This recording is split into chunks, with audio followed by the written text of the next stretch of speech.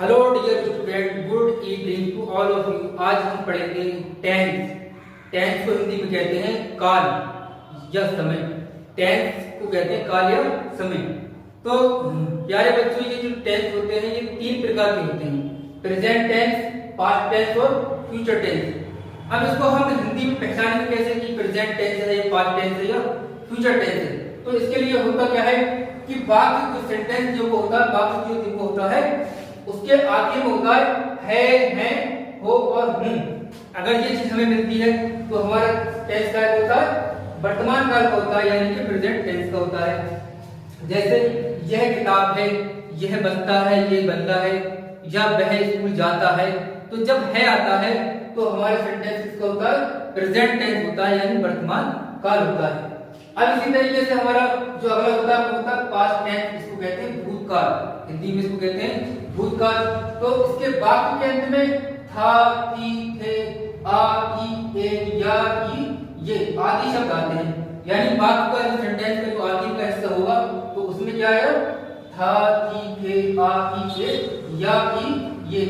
और इसका उदाहरण बच्चों है तुम स्कूल गए, यानी ऐ आ गया इसमें।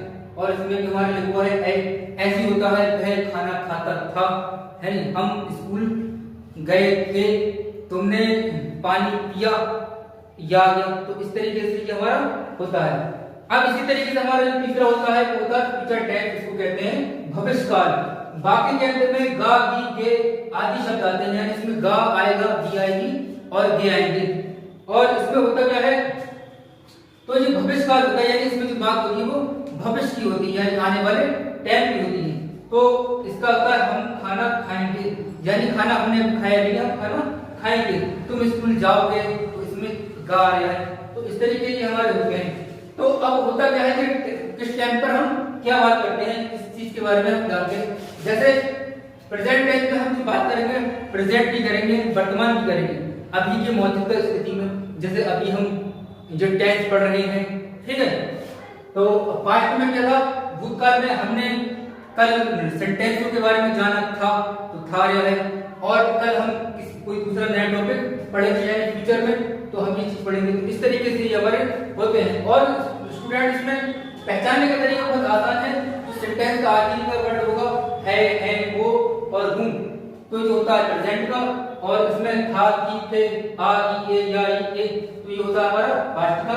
और जब गा, की, आता है तो हमारा ये फ्यूचर का होता है।